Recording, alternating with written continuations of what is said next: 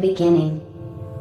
Like the first link in an infinite chain, or the first rivet in the tallest skyscraper.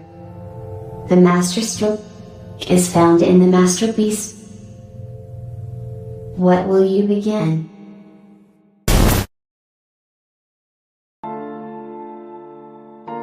But why, some say, the moon? Why choose this as our goal? And they may well ask, why climb the highest mountain? Why, 35 years ago, fly the Atlantic?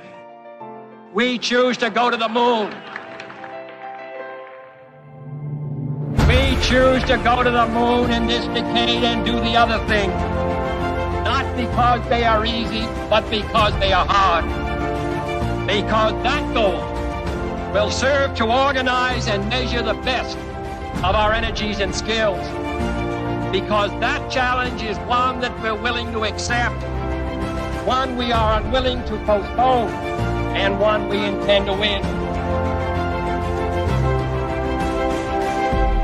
We choose to go to the moon.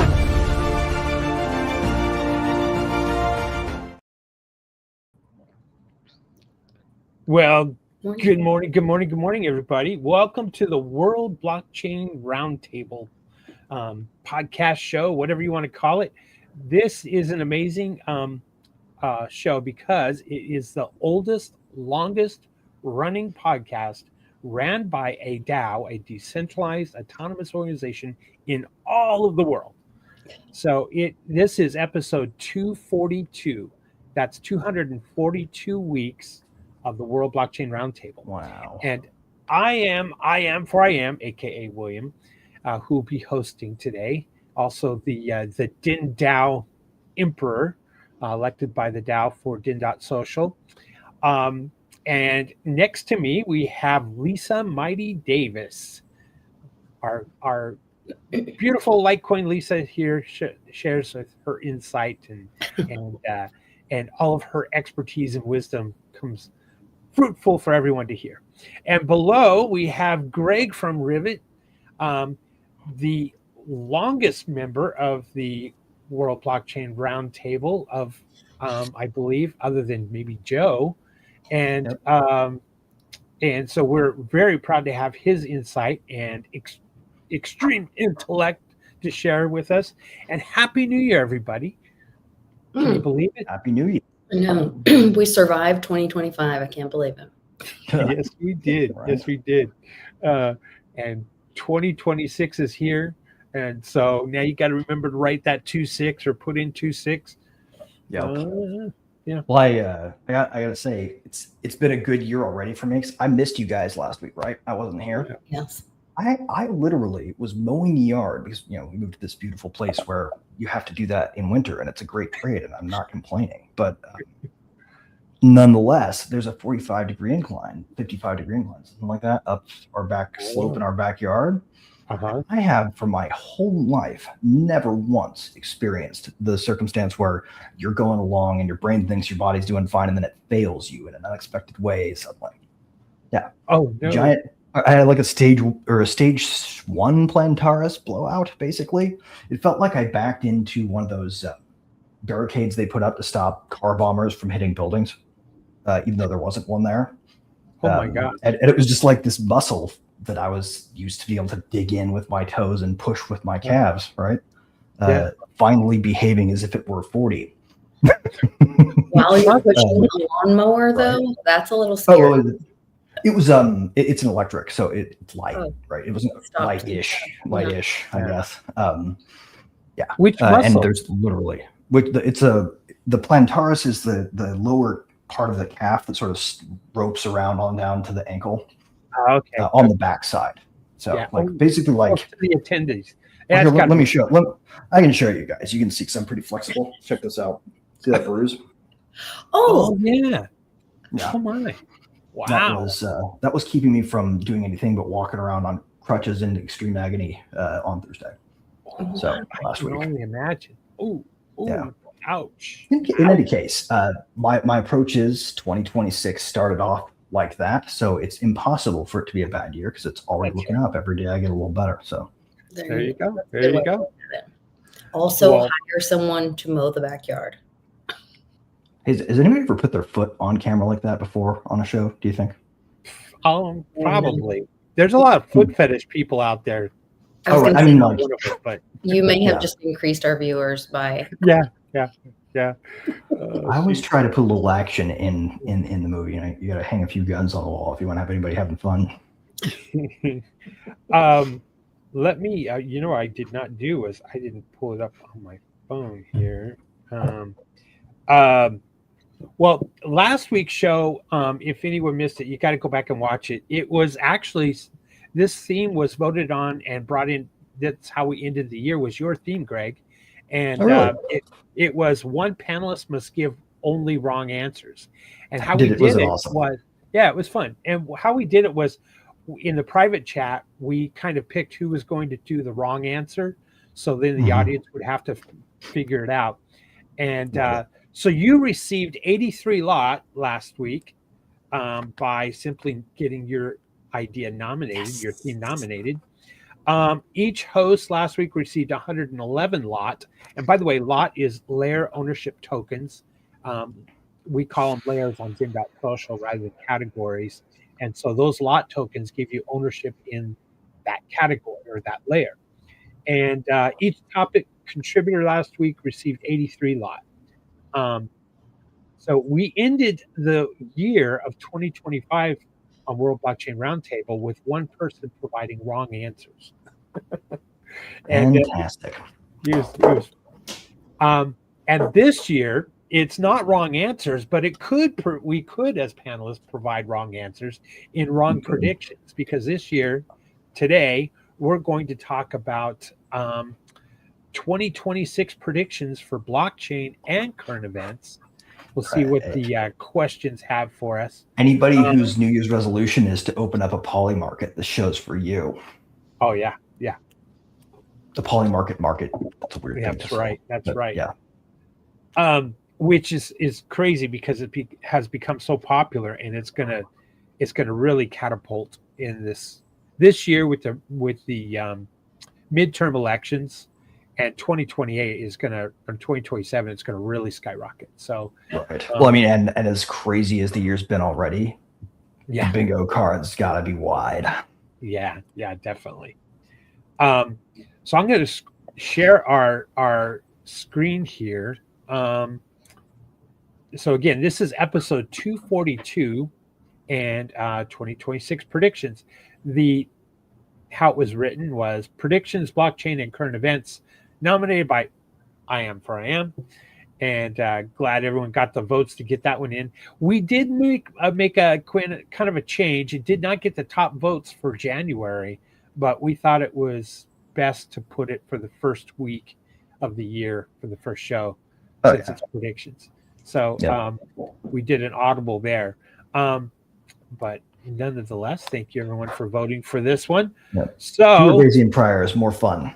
Yeah. Now I must say, I'm going to blow this up so it's a little bit easier to read. Nice. It's going to get crazy.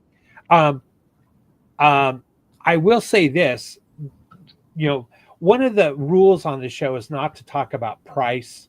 It could get us into trouble with whomever the authorities are or whatever. So, and remember that we are not financial advisors, and we are not, verified, clairvoyant psychics, and we're not, we don't have crystal balls, so we're only providing our opinions only. So our balls are brass here. Yes, please do your own research. They are opaque. That's a side effect of brass balls. And we have the right to change and extend our remarks as well. So, but anyway, so for our first question, unless you folks want to mention anything else for 2026 before we jump in, just real fast for anybody who's paying attention, the Keon Rodriguez, Bill Hill storm situation is escalated to a new degree of crazy, and I just put an article about it. We'll talk more about it later, but like anybody who's watching right now who has a couple seconds, go to @DesignHeretic and share that thing. The story that I'm telling is framed as satire, but it's actually really more of a legal argument that falls out of an extreme instance of satire, and the government has hoisted themselves by their own petard. They don't realize it yet. And this is me telling that story. So please go share. Oh, okay. Will do. Is that what you shared on X last night? Mm-hmm. Okay. Yeah, I shared that. Yep, you did. Thank you, Lisa. I will check that out and share it as well. Yeah, the upshot is if we apply the mens rea standard diluted by Jay Clayton's office to Jay Clayton for violating the Bitcoin order, then he's guilty of treason. Oh, really? Yes. Oh, that's fascinating. Oh, we got to talk. The irony is double-sided. It's fantastic. We got to talk about this. That's interesting. Cool. All right. We'll put that first in our current events. So for our predictions, the first question is, what regulatory changes in cryptocurrency and blockchain space do you anticipate for 2026? I'll go ahead and go first if you don't mind on that one. Sure. I got this sneaky suspicion that around the world we're going to start seeing more people moving towards privacy coins and tokens, and different governments are going to take notice of that and start drafting more regulatory actions or policies to try to curb that. And maybe it will fall further down into various dexes or exchanges and create more problems for people. That's kind of one of my that's my hunch. As taxes go up, as cost of living goes up, inflation, et cetera, people are going to look for alternative ways to make, save money. Maybe one is not taxes, and maybe privacy coins or tokens could be used to prevent taxation or try to hide from those authorities. And governments are hungry for money because they're overspending. And I think that is one regulatory policy that we're going to see down the pike. The other one I already know is inevitable, and that has to do with making sure that those companies that want to tokenize assets fall under some kind of oversight or umbrella of some kind of regulatory body, and they're going to want to have custody and not allow self-custody of various assets. Right. Or if they allow self-custody, they're going to want some kind of imaginary invented mechanism installed where it'll only be legal if it's compromisable. Right. And so I see a push on that's going to take away some of our freedoms, or attempt to take away some of our freedoms. Or try. But what was it that Leonidas said? Persians, come and get them. Yeah, exactly. The third one that I thought is going to come down is something to do with the stable coins, that is going to definitely be pushed in the West, because it's another form of money printing, to be honest with you, because stable coins, like the most recent legislation that was passed and signed into law by Trump, was that stable coins can have or must have U.S. Treasuries. So stable coins have to buy the debt or show that debt as a backing. Right. Basically, everyone that gets conceived is conceived in a unit of government debt. So anybody who buys a stable coin is implicitly trusting the good faith and credit of the U.S. government's spending behavior. And that's, to me, that's not stable. Yeah, no, it's rehypothecation of the blockchain. It depends on what the Treasury is backed by at that point. Yeah. Because if the Treasury is bringing in actual hard assets, which they are, as they're confiscating the assets of Maduro and these other bad actors, and then the Fed is being destroyed and eating itself, and the Fed is under the Treasury. At some point, the Treasury may actually be a a solid asset backed by solid assets. And if that happens in the stable coin, if you have to have that hard asset backing that stable coin, then that's not a bad thing. To dot though in the all those ifs. Well, we live in a world of ifs. I mean, everything. No, I know it's literally the right failure mode of Western civilization right now, isn't it? Yeah. So those are my 3 kind of predictions for 2026 in the regulatory world. Who wants to go next? Down the line, Lisa. Sure. Yeah. I'm always the queen of hopium. I do not live in the dystopian world, and I don't wish for it upon us. I do believe that the power is being given back to the people, not just given, but that we're going to take it back. I do believe, like I am said, that privacy will be a big leader, not just in 2026, but going forward, because the people will choose that. When I look at, and even if you look at the past, like we're saying, like what kind of regulations? Well, do regulations matter when somebody like Maduro can come in and they held elections in Venezuela? There was someone else elected president. And you know what happened? A cartel leader came in and took over an entire country and ruled over. So did regulations matter there? Sort of like has been done to us, right? Like we took over what Venezuela from Maduro. Then an election happened. Right. And we all know what happened with that election. And then some other entity or entities ruled over us and changed things, and there were consequences, and people went to jail and died. And so does it matter what the regulations are? That's where things like privacy and agorism, we the people making choices, that's what matters, and taking action. And so I don't know. I mean, I hear them talking about, they're going to move crypto under the CFTC. They're going to do this. It's always they. But I think it's more important what we do. So right, exactly, 100%. So your prediction is that I don't give 2 shits what they do. That's my prediction. I care what we do.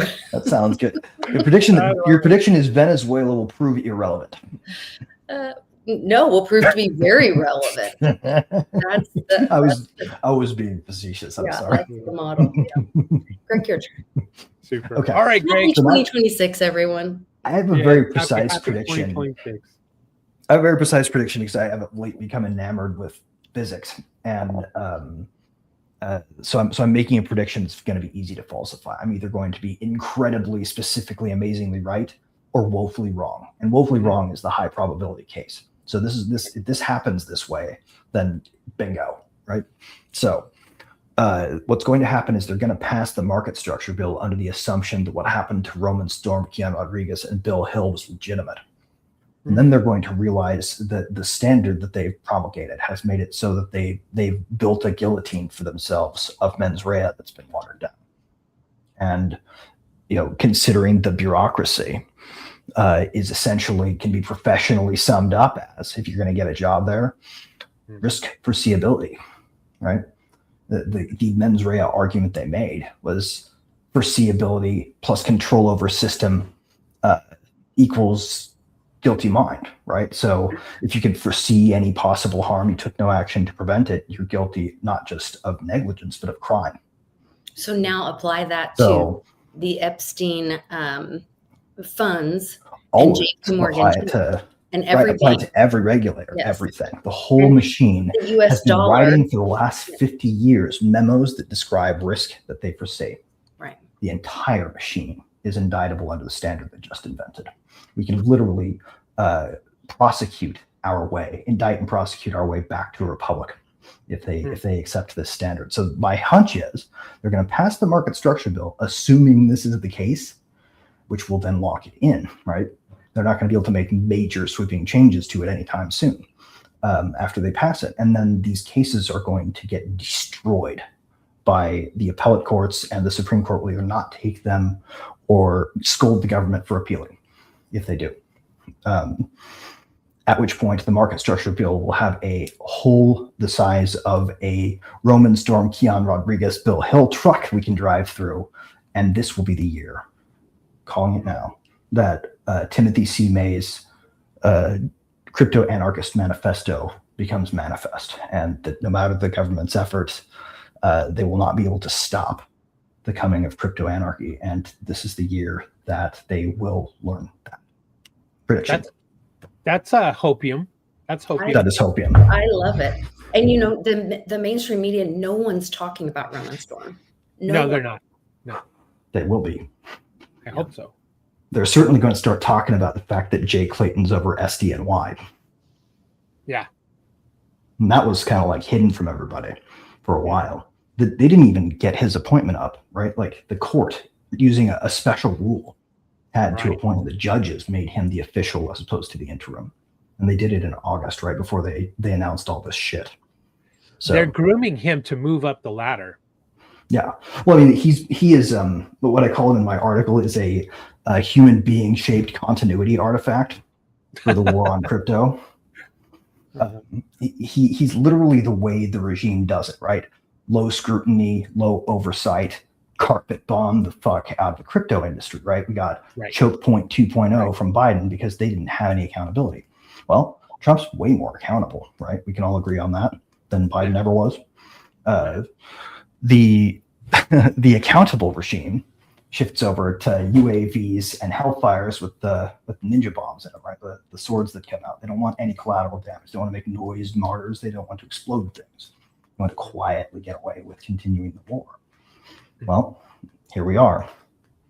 So that's sort of the upshot of the whole case, that they put themselves into a corner they can't get out of unless they poke a hole through their own theory of ruling us.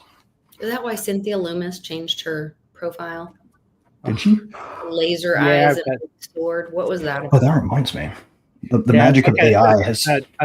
it's like a samurai with laser eyes. Yeah. I was like, what? The magic of AI has suggested that I target DC with a boost. So I'm going to change. I'm going on X right now, actually, because it told me to do it now yesterday. I'm going on my thing, and I'm going to show people this. So if you go into on your X app, any one of your posts, right, like this, that's my article, and then you hit boost. You get this view, right? You see where it says change location. Oh, okay. I'm going to go. Oh, and you put DC. Washington, DC, which actually has, for $50, fewer MDAO that we publicly know of than the number that they actually have there. So basically multiple times today, everybody who uses X and DC is going to see this. Wow. That's cool. That's cool. Yeah. So now everybody's going to know the argument. Yeah. Nice. Nice. This is where it starts, man. I'm cheating because I'm making my own thing come true, right? Manifest that. There you go. All right, moving into the next one. By the way, there's 8 questions here, so my apologies. We're probably going to have to go quicker. What advancements do you predict in AI integration with blockchain technology by the end of 2026? I haven't thought this through, and this has been something that was on my mind in December. And I was going to research this question, and I didn't. Greg, let's. Oh, go ahead, Lisa. What were you going to say? I say cross-chain, simplified cross-chain swaps. Like just be done with where like it can just happen. Like genome. And AI is going to help us. And AI is going to help us with that. Sure. AI. What do you think, Greg? Now. I think AI and blockchain are actually secretly two parts of the same whole. Right now, we have this idea of blockchains being public networks where people can make transactions, but really they're public ledgers, right? They can keep track of any kind of transactional thing. And brains are kind of like private ledgers in a way, right? Our memories. And the merging of those two things in a way that's scalable, that people who don't like to do a lot of legwork, that don't like to record things and like to keep track, that is going to become trivial for anybody who wants it. And as long as the people who are designing the protocols don't do it in a way that favors power over the diffusion thereof, then we are going to have AI and blockchain blend. And what they say, right now, AI is socialist and blockchain's individualist, or AI is collectivist, blockchain's individualist, or whatever the quote is. The two are going to sort of become one in our heads again, because we all have to admit that even anarcho-capitalists such as myself are not islands. We're not atoms. We have community. Community is just the way that we need to model our blockchain AI integration rather than authority. Right. And if we do community over authority, then we will be fine. But if we don't, then Skynet. Right. But the two will come together. I can see that, definitely the two of them coming closer together. Because AI has really, in my opinion, stolen the thunder from blockchain as far as VC money, as far as attention, as far as information. People were talking about blockchain all the time on, shall we say, the financial channels or articles, and now that attention is now on AI. It's the new shiny new coin. Well, and I can tell you for a fact, because I've been out shopping, that investors are cognizant of the fact that they have been blind to blockchain for a few years, and they're looking to see what cool is going on. So this is not a permanent trend, and you're right, that will change this year. I think you're right. And I think there's going to be some development on the two, on how they can intersect. And I hope that that's the case. And I know that there are people that have been talking about, there's probably projects out there that are on the hush we don't know about. But there is something to say about exactly what you were saying about, decentralization. A lot of people think that blockchain is decentralized. Now, not all blockchains are decentralized, but that is a distinct advantage. And if AI is centralized, because all of that data has been, stripped and consolidated at these data centers that are centralized, but we tap into them with our phone, then there may be some pushback, or that makes it look at, well, now we could have that data all on our phones because it's so compressed and decentralized, and therefore I think that's where we're going to see some congruence there between AI and by that logic, right? Blockchain is essentially like a really, really, really expensive per unit of computer for the world, right? Where everybody can access the same state machine. Absolutely. And right now, the hierarchy looks like this: regular old school computers, phones, watches, things you wear on your face, blockchains, right? As far as power and compute. Blockchains will be able to run AI if we figure out how to get the efficiency, the one between our two eyes and the back of our head works, right? Because that thing works on what amounts to a dim light bulb every cycle.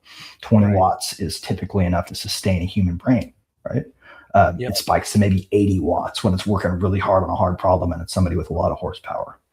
But like the ridiculous level of inefficiency in current AI keeps it centralized.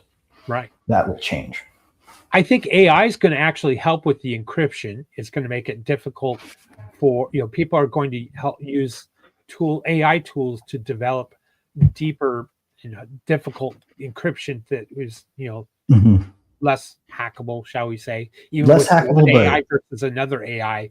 And with the caveat. Yeah. Well, wait, go ahead. Okay.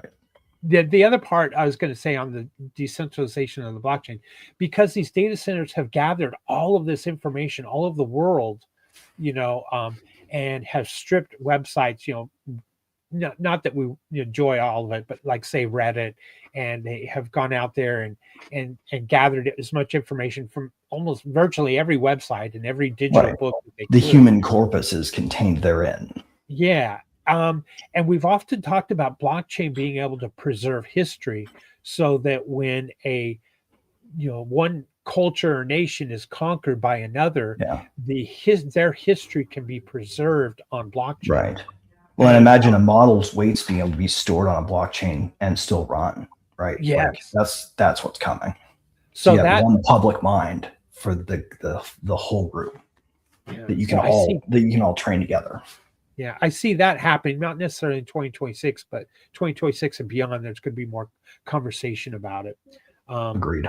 The one caveat that I would throw out there though is the key is going to be that they don't fight, or that people come to understand irreversibility as an alternative to administrative discretion, right? Yeah. Because ultimately that's what we've got the opportunity to put in systems that we can trust because nobody can manipulate them, as opposed to we can trust because we've elected people who appoint good people.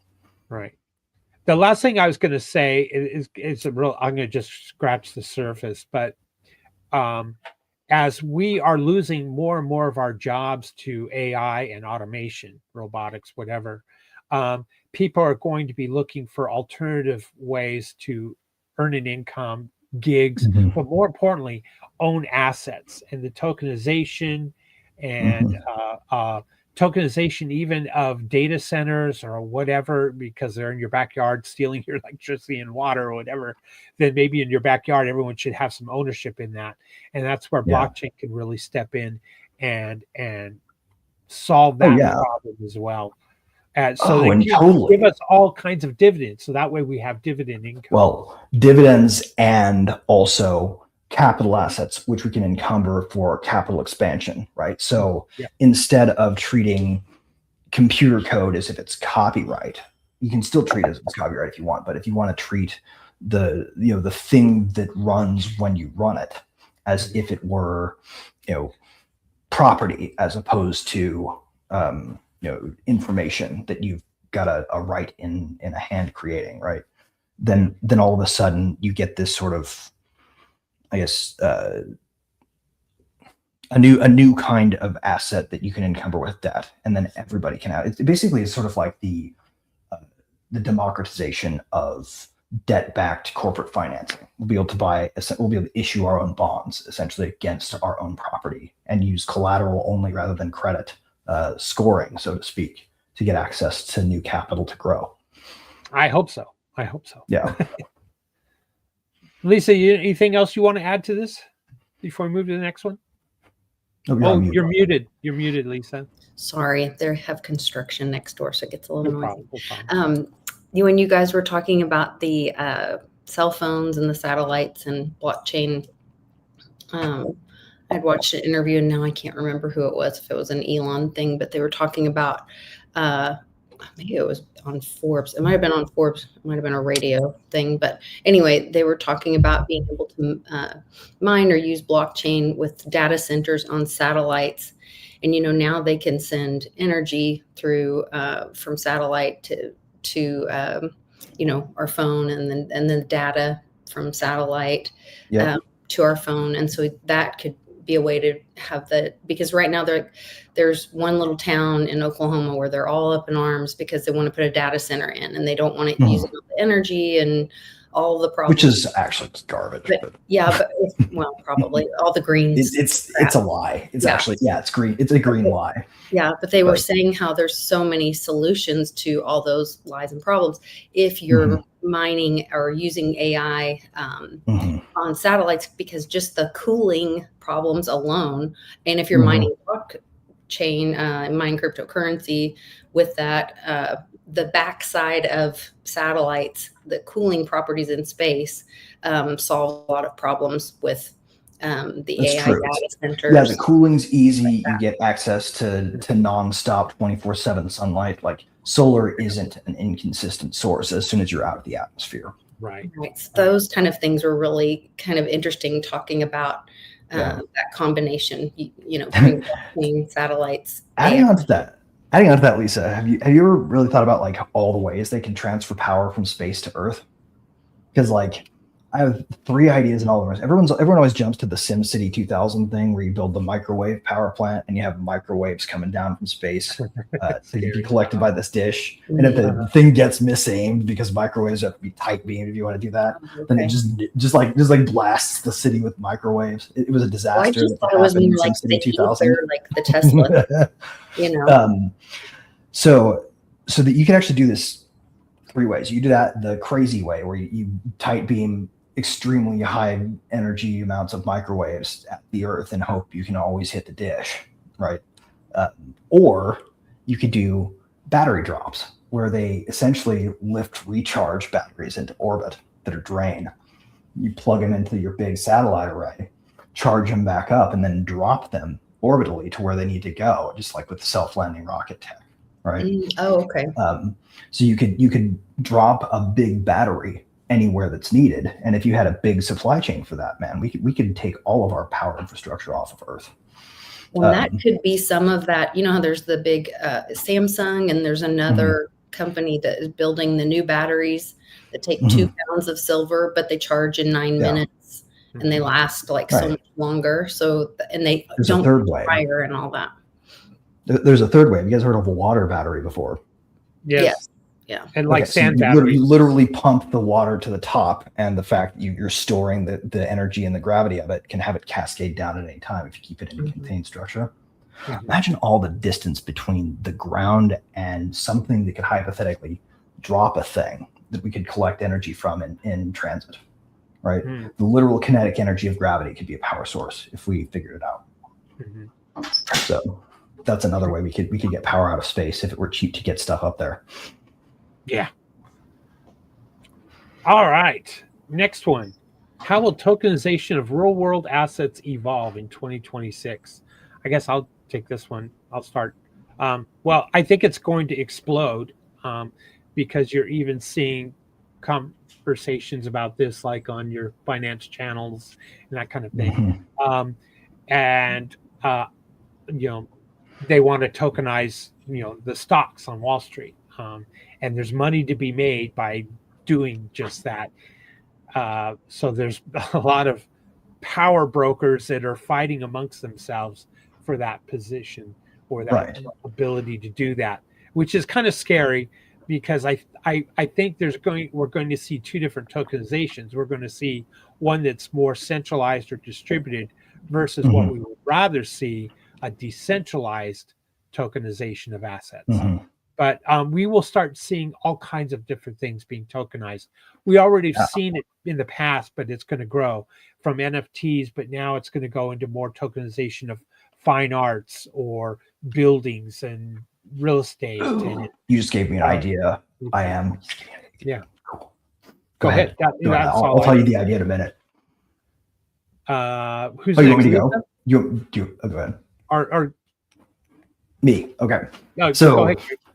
Tokenization of real world assets will result in an interesting situation where everything that you own, no matter how trivially cheap, because of the fact that you're buying cheap things on a repeated basis, consumables, will bring purchase money security interest financing to the home in a way that like grocery stores do to buy inventory, or inventory financing rather, right? Like you will be able to encumber in some ways things like every month I replace toothbrush heads. So when I spend that, why buy health insurance for my mouth when I can pay a risk pool from a tiny percentage of every toothbrush I buy, so I can afford to go to the dentist, based on, and it helps the healthy people who are buying the stuff, right? Risk pooling in health is like a way to make it so the healthy people pay for the unhealthy people, in exchange for the healthy people being covered in the weird event that something goes wrong, right? So people who will be buying more toothbrushes will have better mouth health. They'll probably finance most of the pool, right? And the people that don't buy them will have to pay the dentist more often, but they'll be able to afford to because all they have to do is buy one toothbrush ever and they're in the pool, right? So you could have like dental offices offer toothbrushes that come with an encumberable right to, like, you can finance your dental care with your toothbrush.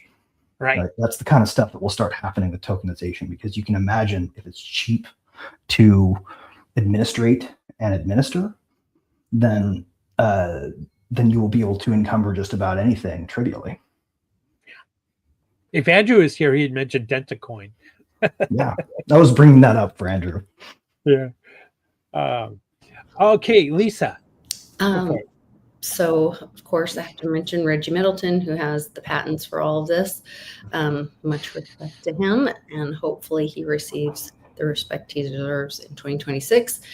And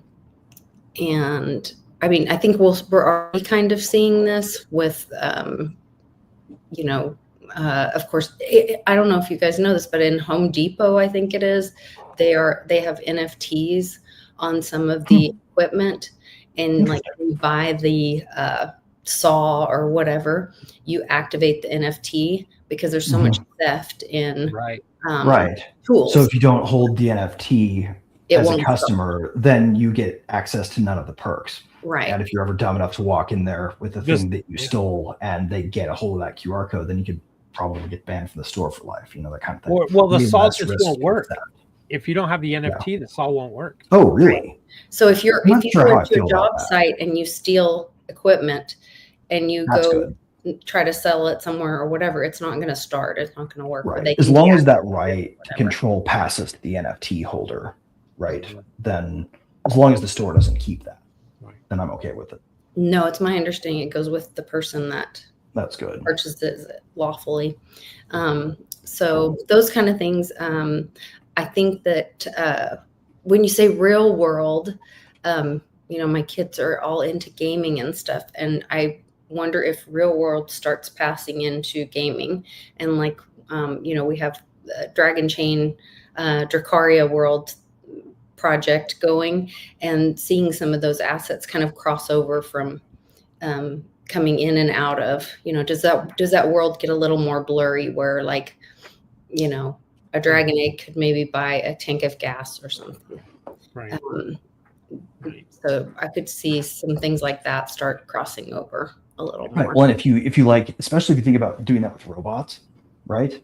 You get the NFT that gives you ownership of the robot, and maybe you can make a sub NFT off of that references it or something, or you can make a derivative or a synthetic that you can then pass to whoever you're assigning it out to for doing your work, right? So you could actually account for the gig economy in a decentralized way if you had NFTs managing the ownership and control of different capital assets. That's pretty cool. I like that, Lisa. Well, what Greg said, yeah. I'm going to bring this up. We have a comment from Ranger 1991. I'm pretty much convinced that that anyone that's still in the crypto is in a cult. It's beyond ridiculous when compared to real money. What's beyond ridiculous is a lack of nuance in that, my friend. You need to do some reading and some thinking. Yeah, I was just getting ready to say, not all crypto is number go up, and not all crypto is all about money. Yeah, crypto is a subset of underlying open source technology of blockchain. Like the example we gave of being able to store data or information in blocks that cannot be altered or changed.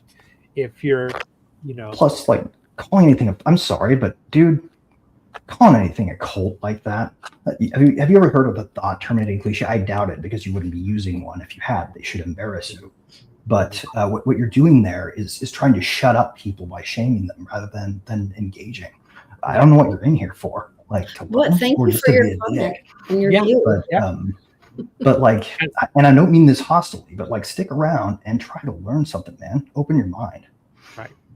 Yeah. And look at what the use case is for, like, especially on this show. That was one of the greatest things that I learned. And I'm very thankful for everyone on this show, because I learned about all the different use cases. And some projects are number go up, and that's not what most people. There's a lot of garbage. About. I'm not saying there isn't. But the use case and the freedom and opportunity that. And what do you mean by real money?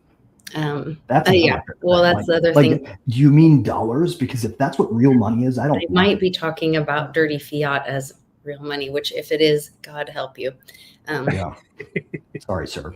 I didn't mean to put you on the spot there, but you're kind of doing that to us, so I figure you made yourself fair game. Right. But also, thank you for the view and the comment, because it really helps the channel out. We appreciate it. Absolutely. And I'm not afraid. We love our fans, even the cantankerous ones. Yeah. I'm not afraid to post them. Next question. Do you foresee new blockchain innovations being announced in 2026? Yes. Yeah. That's fine. Greg is already working on something. interesting thing about that, everybody, but it's who got new into blockchain. crypto- It's like new styles of blockchain. new modes, and you won't even call them blockchains properly anymore.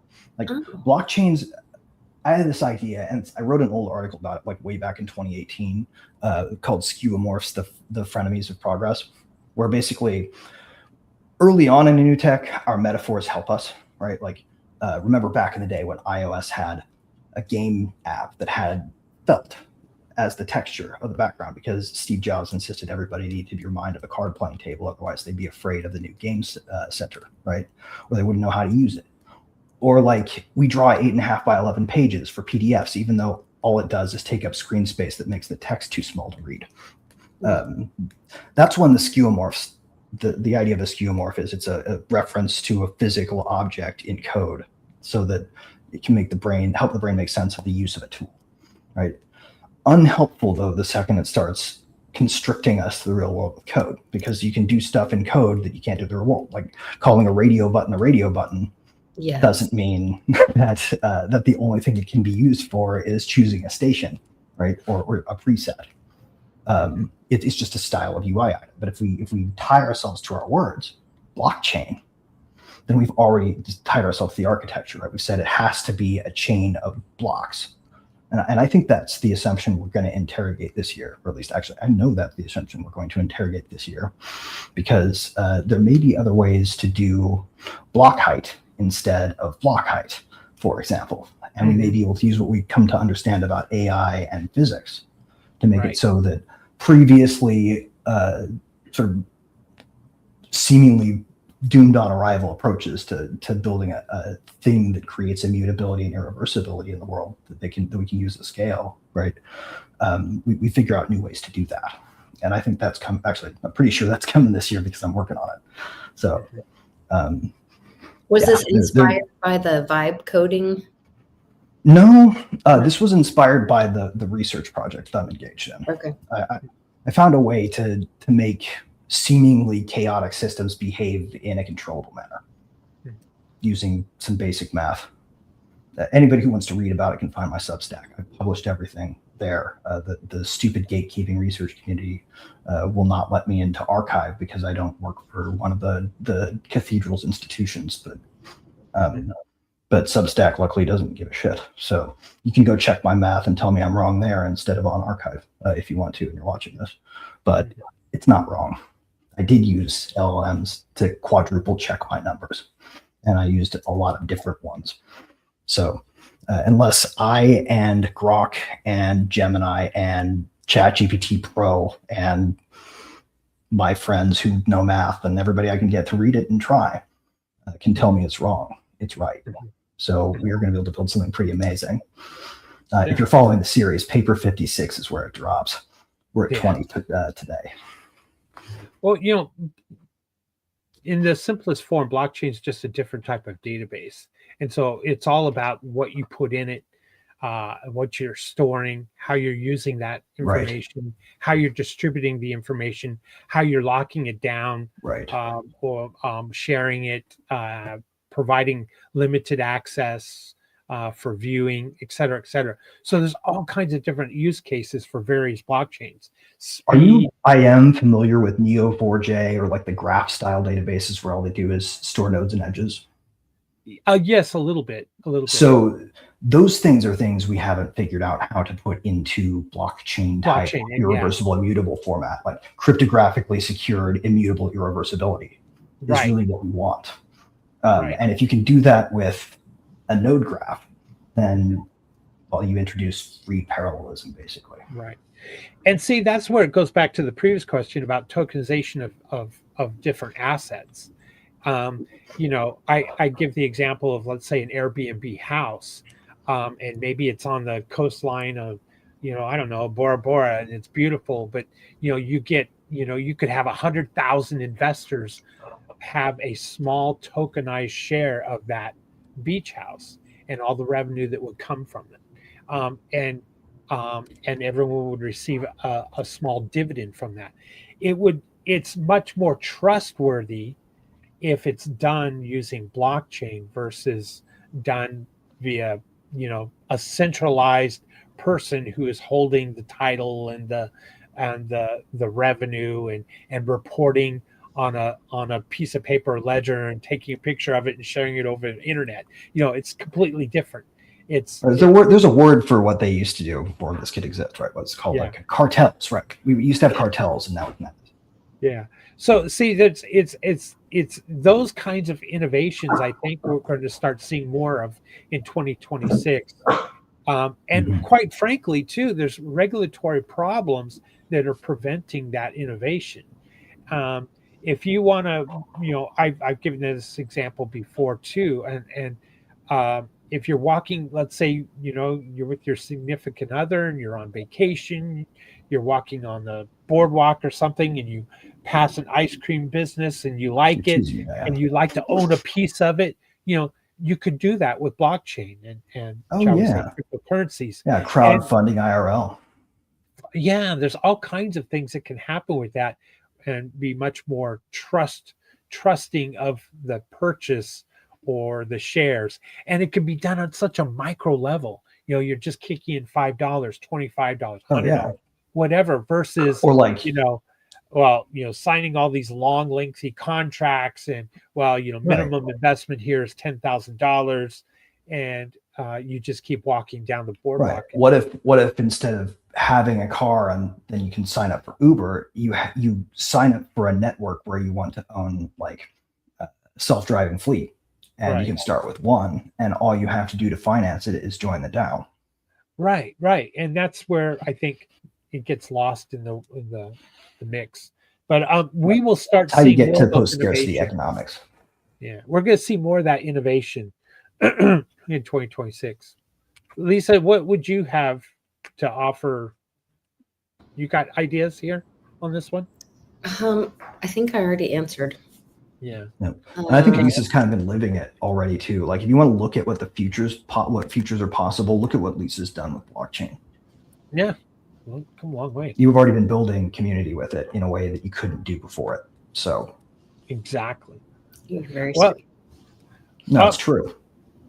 It's not. I'm glad you think it's sweet. I was trying to say something nice to you, but it is reality telling me that. So yeah, I'm just stating the facts, man. And bringing other people into the mix that had never heard of it or had an opportunity to hear it. But at the same time, that model is going to be repeatable over and over. Personal responsibility. So we all have a choice. We can be exposed to it, but we have to choose it. And so everybody should be, although like I'm grateful that my mom exposed me to it. And then my husband and I, we chose it. We chose to be involved in it. So you can be exposed to all these things, and then it's your choice whether you engage or not. And I think that's one of the things I love the most about a DAO, blockchain, cryptocurrency, all these things, because it truly is like the freedom of the human being is like, it's the ultimate opt-in thing, and we're now encumbered without it by a world where we can't trust that our efforts will be rewarded. Right. And it's the ultimate opt-out as well, if you wanted to just transact in crypto. But like we can reduce the question of will my efforts be rewarded to did I contribute? Right. And and I'm a fan of precious metals as well and crypto. So I'm not all exclusive into one. I believe in diversification as well. The best basket is none at all. Everything if you can get it. Well, we're almost the first hour mark, and I went through 4 questions that were posted in here for blockchain.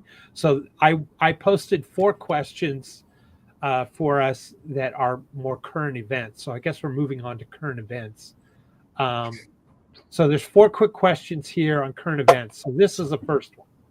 How might recent geopolitical developments, such as the Venezuela Maduro trial, influence Latin American stability in 2026? Examples, Colombia, Mexico, and others. And how will the nation building in Venezuela go? Who would like to take that one, that firestorm first? First. Okay, I got this one. If you guys don't mind. I'll go next. I think what's going to happen is we're going to see a lot of people coming out of Venezuela as poster children of how we saved ourselves from government, and that it won't terribly matter. Like we're going to get to see a field test of parallel society right now. Wherever the people of Venezuela come down, right, in terms of how well off they are, that's how well our systems work at parallelism. Because the fact of the matter is, the answer to question number 2 is foregone conclusion, right? Nation building fails. We do not do that well. We will probably get our interests met, but it will not be to the benefit of the Venezuelan people. It will be to our benefit.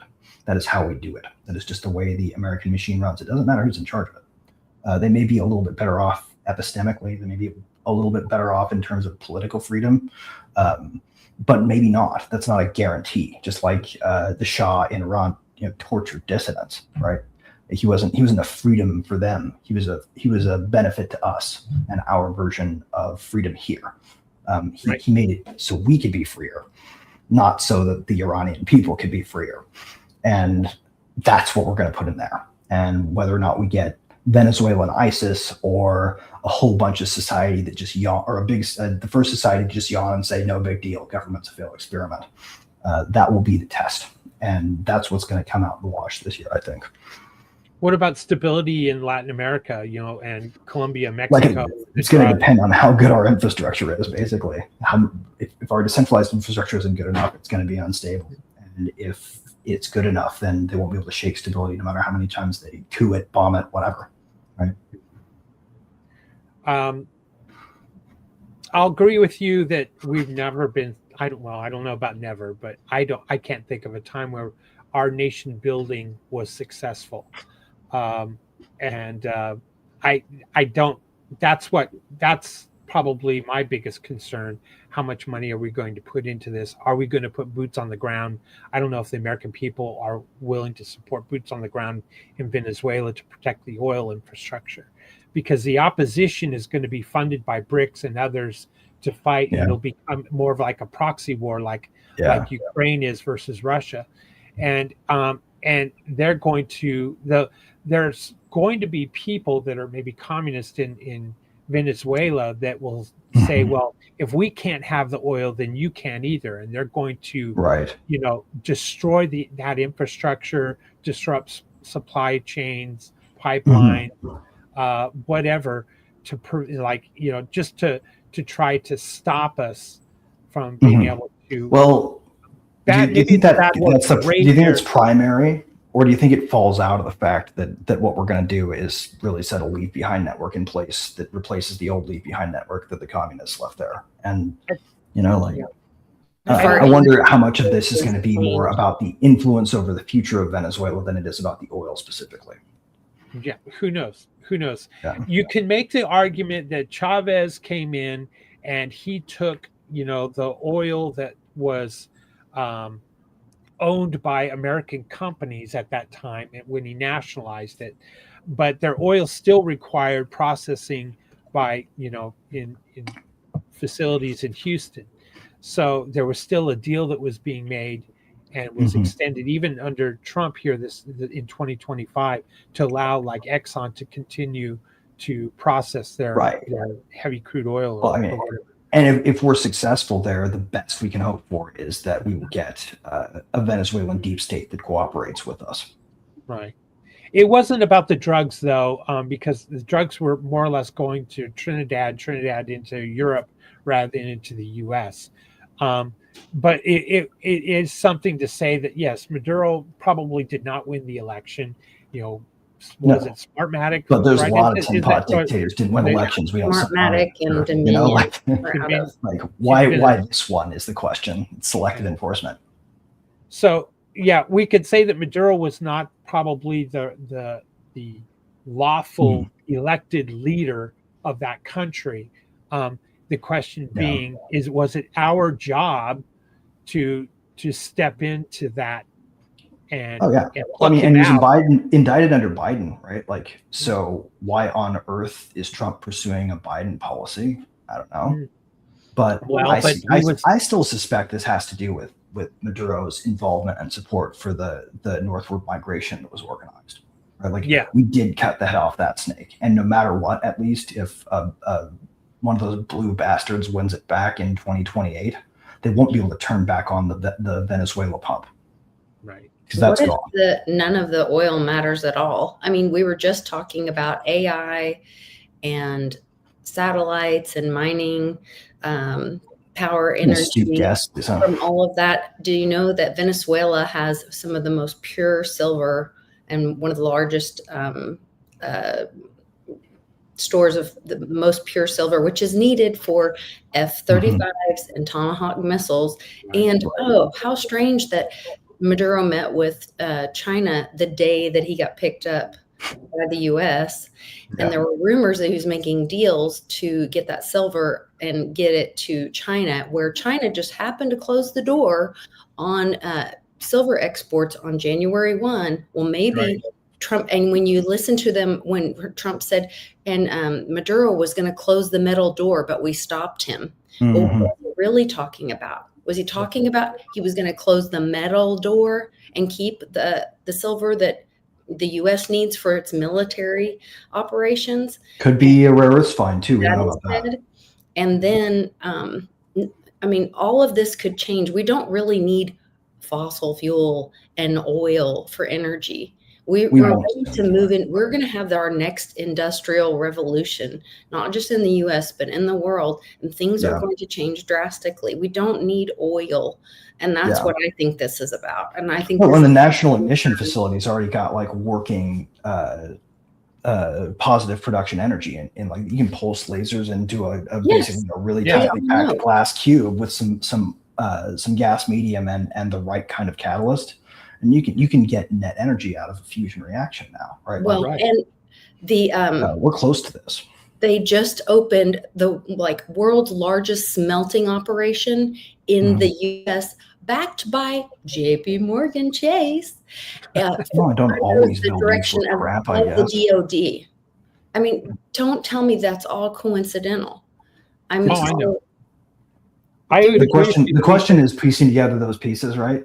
And really what's going to happen, it's going to be like the JFK files, which were mostly about probably protecting methods and sources, right? Like they just want us to know how they thought about foreign countries right away. I'm guessing our grandkids are going to get the true story released in documents that they don't care to read later. You know, like it's like everyone's bored. Like nobody read the MK Ultra files because it came out the same day. Yeah, exactly. Nobody cares what they were doing to children over at the Presidio. No, they don't. Exactly. They should, but they don't. They should. As far as stability in the shakeout, we'll know the answer by the time we can't change anything to do with the reason for it. Going back to the question, as far as stability in the region, you know, Colombia is, if you want to really stop the cocaine, that's where that's coming from. And look at those I just want to put the cocaine back in Coca-Cola myself. You know, and look at all the, you know, the fentanyl is really, you know, sourced out of China, but manufactured in Mexico, whatever. And so I can see a lot of instability happening from this, or you know, the president of Colombia now questioning, wondering if he's going to get plucked in the middle of the night like Maduro was. I don't know. But I will say that the cartels and the Mexican government are one. And so if you think that you're going to take out just the cartels and it's going to be okay, until the cartel money is flows to the government in Mexico, that has to be offset by something else. So in other words, its own cartel is our word for Mexican deep state. Its own natural resources need to flow back into the hands of the politicians in Mexico that is greater than the money in drugs and kidnappings and this kind of thing. So you know, if you really want to cut off the head of the snake, one way might be to legalize drugs. That could work. But that becomes, you know, you put the cocaine back in Coca-Cola. Coca-Cola will compete anything they can throw at us. The war on drugs has not been successful, in my opinion. And so if you really want to cut that out, but then see, cartels will then they'll just increase on their other forms of extortion and kidnapping. They will not. They will not at scale. Here's the trick. Al Capone would have been a bastard and an organized criminal no matter what you did, right? When you pass prohibition, you supercharge him. Yes. There would have been no need for an FBI to stop organized crime had we not started prohibition. Agreed. Right. We created our problem and then built a solution, just like this situation, right? Like we have created a market for these guys to make not just money off of evil stuff, but money off of evil stuff at industrial scale, right? If you take away the industrial scale, those guys lose power. Look how the CIA has been funded by moving drugs into this country, and Americans using those very drugs that the CIA brought in. Exactly. And evil bastards will continue to be evil bastards, and legalizing drugs won't make them go away, but it will make them substantially less capable of moving the world. Right. I think probably worth the trade-off of stopping wringing our hands over here about the possibility of somebody maybe getting high and having fun. As far as this prediction goes, though, this is going to go well beyond 2026, and we'll see what happens with the current VP there. Or is it Marco Rubio is running things, and is he, or are we really running things in Venezuela or not right now? I tend to doubt it. I think that it could fall into civil war. Governments don't even run, man. What are you talking about? Who's running anything? Yeah. Lisa, what do you think? Do you think we're going to see some stability over there? I don't know about stability. I think anytime that whether we want to, he's obviously a bad guy, but he had things controlled, whether it was good or bad. So I would think there's, of course, going to be instability as the new ways shake out. I have no idea, because this movie is so crazy to me. I don't, and who's presenting? What are we seeing? Are we going to see what the media is showing us? Are we going to see, do you know people in Venezuela that we can actually talk to them and say, what is your life like? What things are going on for you there? What is it? They're on X. Go on X and set your language to the right settings and your locality to the right. So tell it you're in Venezuela, and you will start getting stuff. Right? Okay. And we have with the translate button. Yeah.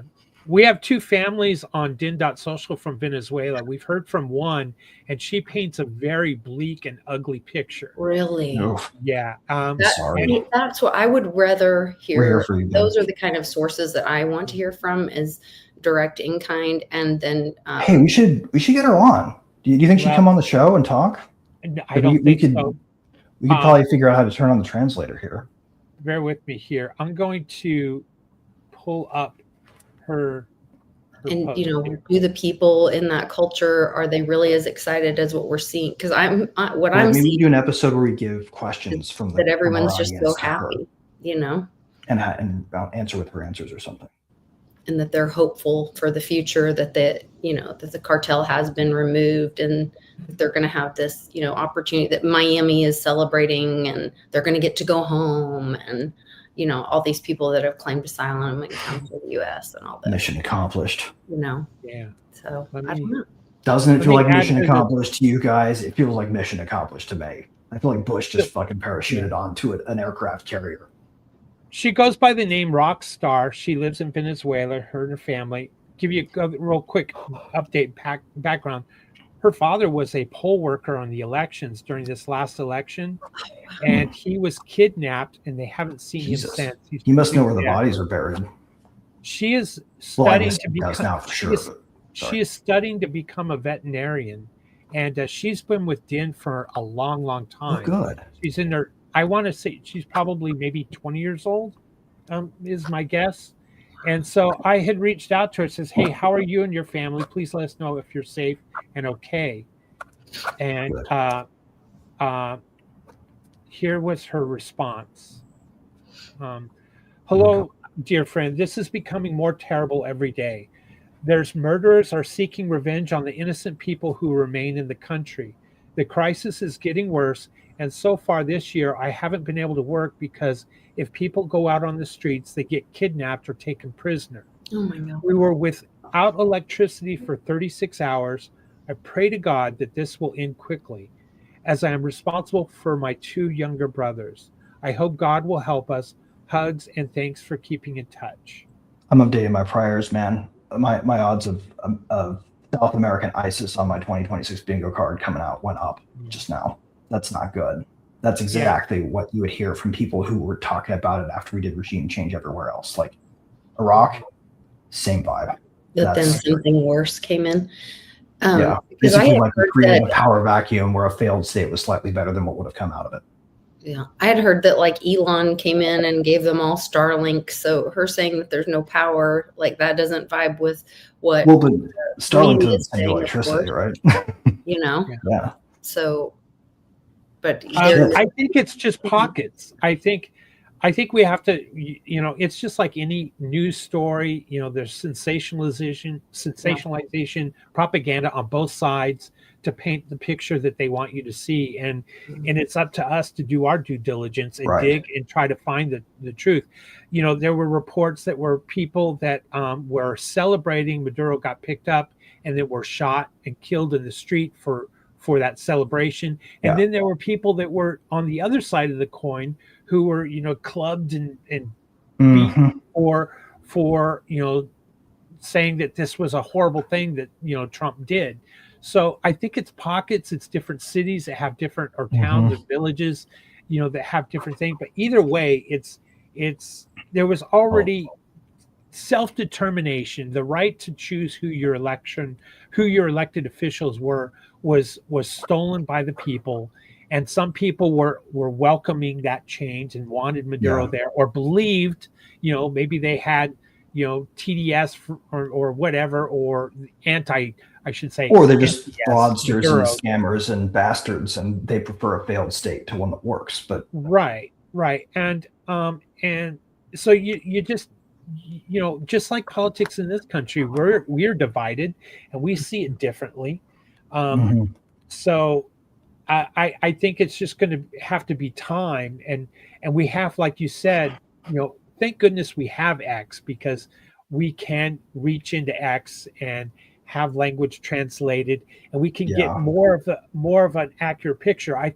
Rockstar's been on DIN for a long time, and she shared various, wonderful things in her life that have taken place in Venezuela over the past 4 years, and the horrific things that have happened in her life. Like her father's being kidnapped the next night after the election in their home. The thing that worries me about all this is it's a contiguous landmass from here to there. Like, we created ISIS in Iraq and had the luxury of an ocean. Right.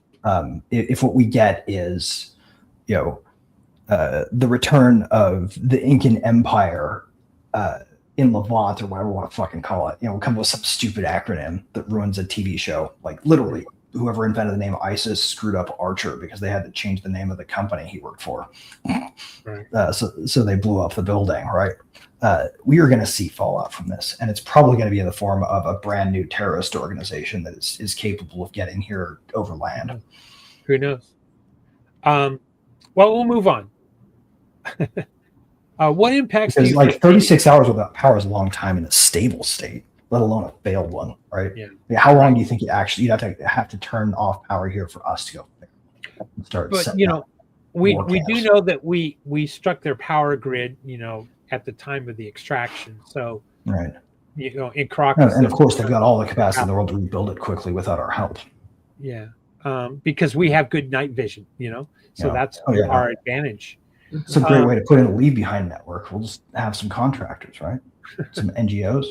We can send them in. We can rebuild their power grid for them for a price. What's been hot on people's mind and dealing with issues has been the cost of rising healthcare costs. So I put this question here: what impacts do you foresee from rising healthcare costs and related policy changes in the U.S. population in 2026? So keeping it to the inflation on healthcare in this question. Lisa, what do you think? What are your thoughts? Well, I've seen Trump had some meetings with the evil ones, the big pharma themselves, and saying that he's going to put the cost back on them. They're doing the favored nations thing, whatever. Greg disagrees with me clearly, but they're even going to start, like, which is concerning. I don't understand what's going on. But they are going to start giving blood thinning drugs, which I don't know if that's for all the people that got the Jabberwockies or why that's such an issue or hot button. But he's also talking about like creating funds for where, getting rid of the health insurance, which that is like one of the most dangerous things for people is health insurance, because they get in between the patient and the doctor, and they start designating and declaring what kind of care people get. Immutable truth, right? The immutable truth is service orients to the payer. Yeah, it's disgusting. I mean, I know of stories where they wouldn't give little kids with cancer anti-vomiting meds because they made Sean take a fucking vaccine and pump it into his kids in order to get hospital care, right? Like, the system. My dad's a small town doctor from like back in the day when any suggestion that the government might get between you and your doctor was like a revolt-worthy offense. Like back as early as even the 80s, the notion that anybody in a position of authority over your health who is not your doctor is a despot is right. And ultimately, I think this year, man, like the costs are really going to come out for what we did in COVID. We are going to start to see the middle to long-term tail effects of chronic disease and cancer. Oh, we already are. That's going to cause, right. They're going to have to admit it because it's going to be so ugly.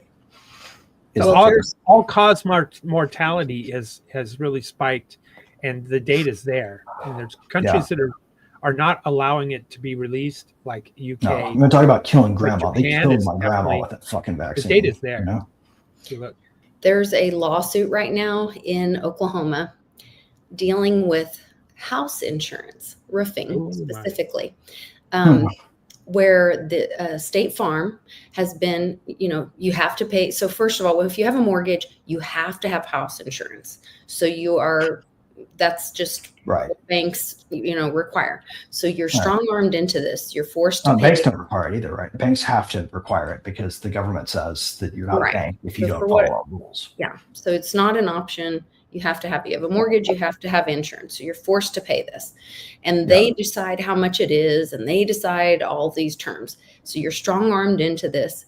And then when you have an issue with your home, State Farm has refused to pay these people's roofs to get repaired because they say it's previous damage or age-related. Intervening cause, right. So the state AG has now picked this up, and they are going in, and now these people are able to come back. Like, let's say the roof was going to cost 20 or 30 grand, and they would give these people $2,000, $5,000, and deny their claims after. Well, what was the point of me after doing the work? Right, they'll come and tell you they can finance it.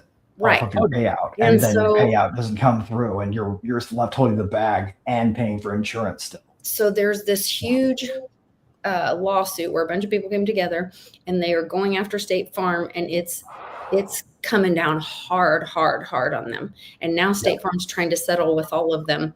And I think it's going to be the same kind of thing with healthcare insurance. It's going to be a middleman, because right now you can see people all over Twitter and X and whatever. They have this insurance, which we were forced to pay during Obamacare. Otherwise, you got dinged on your taxes. Yeah, I broke federal law, all that. So you were forced to have health insurance. Meanwhile, illegals can come in and get free health care that they didn't pay into, and they aren't getting dinged, but they just get free health care. But you have to pay for a policy that then gives you no coverage. So you have this policy, right? You're paying for it, and then you still pay. You pay so much a month, and then you have something happen, and then you have to reach the deductible of treatment so that you never end up getting any benefit. So basically, and for every dollar we spend, we get more bureaucats. So the cost goes up with the benefit going down. And that's what I think is you're going to see them get rid of. You're going to get rid of these middlemen that are draining the American public, that are causing, bad choices for our healthcare, and that the power will be given back to the people, whether that's it's time. I hope 2026 is the year that they finally murder the formulary as a concept, because that's fucking evil, right? The idea that there's a state bureaucracy that can decide what drugs you ought to have covered, based on not what your health needs are, but based on what the perceived viable replacements for things that cost more are, even if they're not really viable replacements at all. Mm. Let me add my 2 cents here on the rising healthcare costs. Yeah, as we know, it was being subsidized. There was part of the budget to subsidize everyone's healthcare expense, and those subsidies were not extended. And that's why 2026, the healthcare costs have gone up for everybody, because the government is no longer subsidizing part of that monthly premium. And now what's going to happen in the midterm, or if there's enough, shall we say, maybe a bad choice of words, blood on the streets, enough people rising up and screaming because they can't cover their cost of their electric bill and their food bill and their medical health care insurance costs. And they're either opting out. A lot of people just couldn't afford it, so now we have less people insured, and there's going to be more problems with all of that. It goes down the line. So I think it's the middle class is certainly in the vice grip. They're getting squeezed. They're getting squeezed harder and harder, and this healthcare cost increasing by not continuing the subsidies is where we're at. And I think there's going to be enough pushback, or I'd like to think there's going to be enough pushback, that the system is so corrupt and so wrong, and the rest of the world's looking at us like, you guys are is ridiculous. As wealthy as you are, you can't come up with something better. It's not even a free market. Like, here's the point. Here's the real big point. Blockchain was supposed to eliminate third parties. Well, what do we have? We have a third party, these giant insurance companies who are in bed with the government and are paying off the politicians, the lobbyists. And they're the third party between our doctor and ourselves. Like you said, Greg, that's where our real issue is blockchain was supposed to solve third parties. The biggest problem with it is it's murdered adulthood, right? What it's done is it's placed all of the things that we used to do free and unobserved at our will, at our need, at our expense, but at our desire, was between us and the people we did it with. And the government was there to make laws that it expected us to obey, not because it had visibility and legibility, but because we have a presumption of innocence in the way we do justice here. And if we start from that presumption, then everybody who's transacting in the world is not a criminal until they're proven to be a criminal, right? Yeah. You don't get to just start with the idea that some percentage of people will break the law, therefore everybody must be treated as lawbreakers. And it is the entire basis for the oversight architecture around healthcare. We have most of our dollars being spent preventing people from getting things they don't want us to have, rather than helping us get the things we need. Right. And that is not healthcare. That's that's totalitarianism disguised as healthcare. Right. Actually, I would say it even stronger. It's totalitarianism in drag. Right. Healthcare drag. Aaron Day, a friend of the show who's been on numerous times, and by the way, speaking to Ranger 1991, he's an example of someone who's opted out of the system and transacts only in crypto, and for he and his family, and they've done just fine with doing it that way. Yeah. And gold and silver. If we want to stop vandalizing society, though, we got to end this. Right. But so ultimately, he's talking about how medical tourism is growing at leaps and bounds in the billions of dollars every year. And he just recently presented an example of, flying to Mexico City for MRI. The flight, the MRI and then flying back was something like, I don't know, $400, $500 versus the MRI, at his local location or whatever was $4,000. Right. It's ridiculous. I don't know the exact. Well, and direct primary care has been rising in the United States. That's another big one. Like, do you guys ever use direct primary care? Have you ever tried it? Yes. Direct primary care is my last go-to.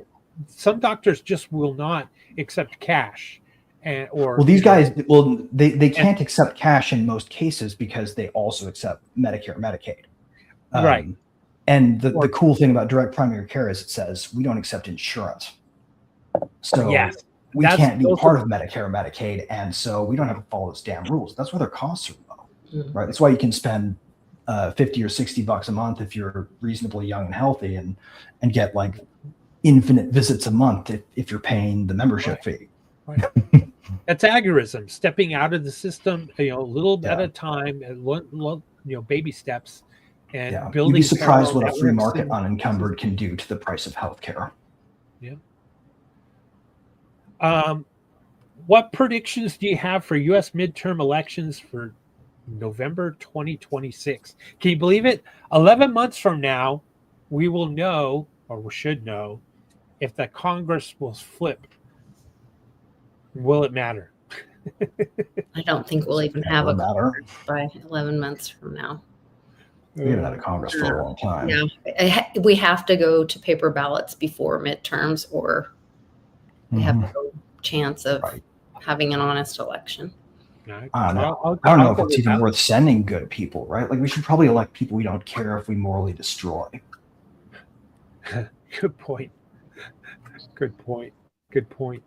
Right, like let them fail up. Take the loser assholes who like are going to screw their lives up anyway, and send them to Congress. At least there they won't be around us when they blow up everything, like they always do, right? So it's like a retirement home for inept elderly. Well, this is a prediction show, and almost every time a president wins election, their opposing party wins a midterm. It's kind of that yin and yang push, and so just the higher probabilities is that the Democrats will take the House and Senate, irregardless of what's going on. But I still think it's the economy stupid, and it, like Bill Clinton said, it's the economy stupid, and that's like with the healthcare costs that we were just talking about here in the previous question. It ties into the economy, and people are going to vote angrily if they're struggling more and more. Yeah. Although we'll be redistricted again, so the outcome will still be rote. Yeah. But you're exactly right, Lisa. Yeah. To verify a vote, to validate a vote, to see that your vote was counted correctly, and that the voters were actually legitimate registered voters in that district is all a big question. You can't trust it. You really can't. Well, how many reps are being appointed by California right now? And they literally can't. It's illegal to show an ID at the poll. If you do, you'll get arrested. That's crazy. Or fined or whatever. Like, it's illegal to show an ID. And to your point, I am people being upset about the stuff with Somalia coming out. Yeah. All the fraud. We're learning so much, guys, though. We're learning so much. That's the important thing. I know. The so much fraud coming out. Not just Somalia fraud, but I can't even remember what the other country is that's getting all of our billions and millions sent to them. All the other states. But, Tim Walz stepping down now. They're going to put in Klobuchar as governor there, supposedly. But, who's going to really vote for this? Who is going to continue to support this and say, I want to be a part of this system, or I'm going to vote in this system? There's tons of people saying, I'm not going to pay my taxes next year. Like, it's the new Tea Party, not like. Right. Well, and on Legacy Right yesterday, we were talking about this, actually. And to be clear, we weren't talking about or encouraging tax revolt. What we were talking about is from a spiritual standpoint, like from a religious standpoint. If you're a Catholic, like we all are on that show, right, then you have a duty to confess your sins if you want to be able to be forgiven, right? So you go to confession, you confess. At what point ought we be confessing, and I paid my taxes? Right? At what point are we morally culpable for what they do with it? We're hurting each other by continuing to finance this thing. Then, by all rights, we must stop. Right? The only alternative to that is to be complicit in the destruction of our fellows. And at that point, I can empathize with people that decide to break the law. Like, I'm not going to do it because I don't want to be the first through the door. I don't like getting shotgunned in the face. But But if people are that angry, they will. And I think they're pushing it, man. If we get one more luring center, then and those are going to come out too. The 2026 prediction I have for this is that AI is going to reveal to all the people who are most skeptical of it, because they're skeptical of power, that it is the reason we can do the citizen journalism we need to do, right? That things like Grok are going to make it so we can set up automation that finds fraud on the fly. And then all it will take is boots on the ground that we can do ourselves without having anybody audit it. Power, right? You have to elect somebody to point out luring centers. You're right, Lisa. Though the tax revolt is growing, it's gaining wind, and it was really hot, and that was kind of the main thing that I was seeing on all my different feeds was the tax revolt, and then the Maduro got plucked, and then the feeds changed to Maduro. And but when Maduro got picked up, how many outfits did he wear? Oh, I know. What was that all about? Dude, it's like they had a whole wardrobe closet for him, ready for all the photo ops. And then they drove. You can't tell me this isn't CIA downtown New York City with the lights on in a bus. And the doors open in the back. Yeah, that was crazy. I mean, dude, how mad are you that they think you're that stupid? If anyone thinks that Trump has effectively gotten rid of or overthrown the deep state, just look at this shit, the photo ops.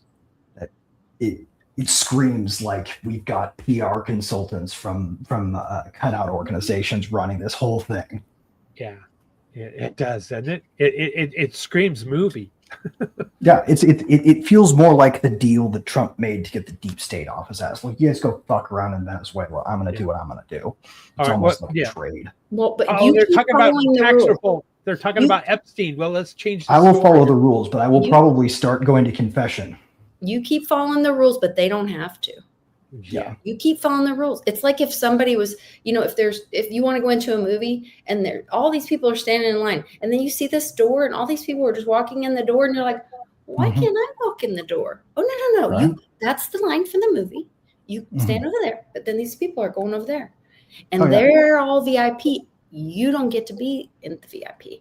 And at some point, you'll get out of that damn line and you'll go think for yourself. Oh, great story on this. ETH Denver 2020, when they just started or 2021, or 2022 actually. When they brought the conference back for the totalitarianism crisis of 2019, where we got this op about, I don't know, life jackets or masks. I can't remember, something stupid.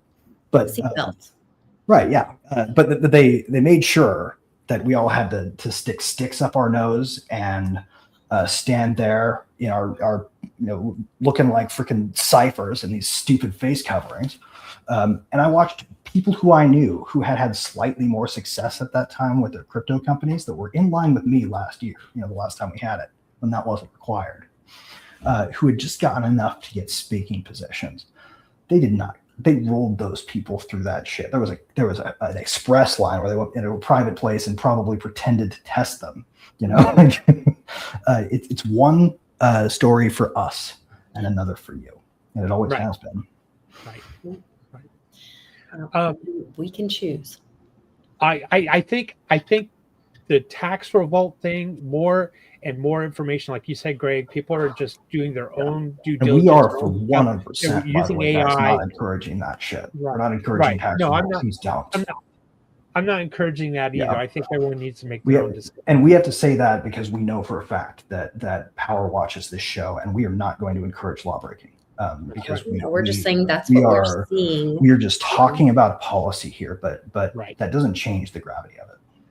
I think, though, that it is going to increase. People are just getting to the point, just like they can't maybe, there's so many people that can't afford their health insurance. So they're, opting out by just doing their own monthly family budget or whatever. So there's going to be people that are going to say, enough's enough. And I'm not going to pay for, I don't want, I like the idea, like you were talking about from your Legacy Right show.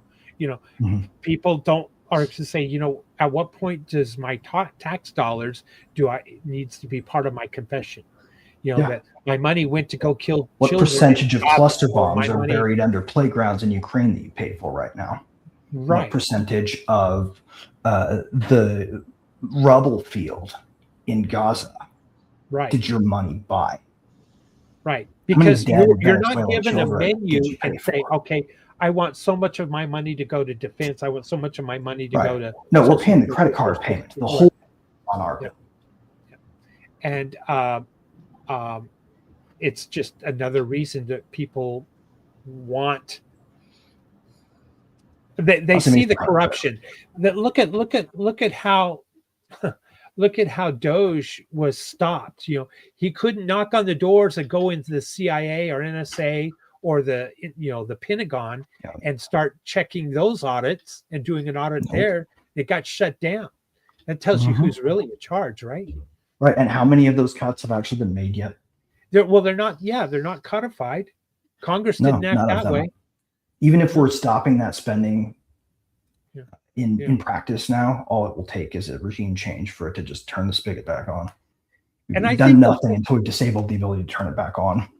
Yeah, I think the whole Leering Center, debacle and whatever, some of that too was also planned, because that guy's got some ties to Israel too. The girl didn't have nice things to say about Israel either. You know that they stole from the United States government more than the entire GDP of Somalia. I heard that. Yeah, every one of those immigrants, like all the people back there doing piracy, are probably pissed. They're like, I'm going out working hard every day, looting these boats, getting shot at. These fuckers just flew to that place, moved to fucking Michigan, right? And or Minnesota or whatever. Minnesota, yeah. One of those M states, too cold. There was a meme. There was a meme I saw a meme like that. It showed a Somali pirate, and he's like, I got this much, but those people over there got way more than I did. Yeah. But California and you got some investors, guys. Go apply for some new boats. I'm sure they'll finance you. You're going to see that other states, there's going to be more findings. Other states, the corruption's even deeper and larger numbers in other states. So. And actually, here's the thing to do, right? I think this is how the AI thing is going to play out, because I started doing it. I started asking a ChatGPT project and an agent to systematically underscore places where I live in Texas right now that are likely to be receiving federal funds from easily abusable programs structured similarly to that one. And it's doing a sweep right now as I speak. It's been going for 3 days, building me a list of places I can drive by and make sure they're doing what they're doing. Wow.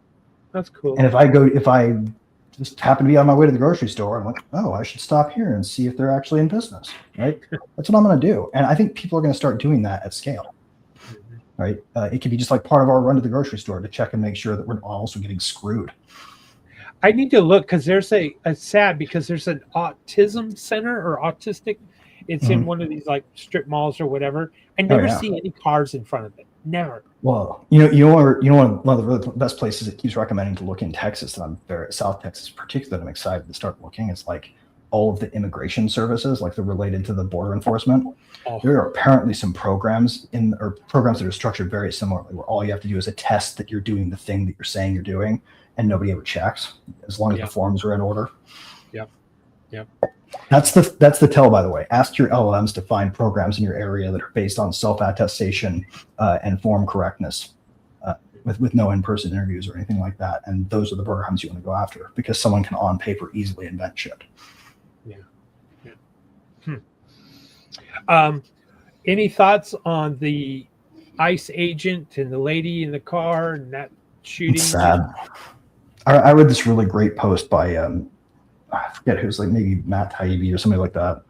They like, we should stop trying to politicize this stuff. I said, sad. A person got killed. People got killed. That's on our heart goes out. That's all people should be saying. That's all I'm gonna say. Yeah. I agree. I agree with that sentiment wholeheartedly. And also shame on anybody who fucking uses this to play team ball, right? Like, this is not a red shirt type of moment, man. Do not put those on. If you put those on, you're dancing on these people's graves. Leave them off, please. Yeah. It's disgusting either way. Well, I guess what gets to me is I see that the people that were involved in that were unfortunately puppets, is how I see it. Yeah. There Well, was then street we're attacks. getting into it, man. Like we really shouldn't. Yeah. Like we should just say I'm sorry and move on, please. That's my feel. I'll go with that. What else in the current events you want to talk about? Did the French government collapse? Is Macron out? Dude, I'm pretty sure his wife's the real man in the relationship, and she's probably been running the country anyway. Be careful. She got a lawsuit for defamation against Candace Owen for that. Right. Pretty sure it's not certainty. That was a joke. Yeah, Yes. I don't think reading the transcripts, Judge. Yes, this is a joke, and also I consider this statement combined with the law evidence, then you're going to get your case thrown out. Yeah, because I'm going to do that. So, a lot of European countries have pledged that they're going to send troops to Ukraine. Any thoughts on that one? Is the Ukraine war going to expand in 2026? Anybody? We did just commandeer a couple Russian boats. Yeah, that was my next question. That's not good. Yeah. I'm actually really curious what was on that one they were escorting, though, because that strikes me as like, did they have a freaking pinch in that thing? Were they going to set off an EMP? What the hell? It was floating towards our waters with freaking military escort, and it was supposed to be empty. That's the thing. We got an empty tanker. I don't know. A cost center with no profit. There was conversation. Yeah. So it can't be because they wanted the oil. Who knows the real deal? But there was conversation too that there were weapons and I had heard there were weapons on it. I would be unshocked if it wasn't like a missile for Cuba. Could be propaganda too. Now that would be that. Going back to the other question about stability in the region, Cuba relies on Venezuelan oil, and so Marco Rubio knows that this is a way that he can flip Cuba, maybe.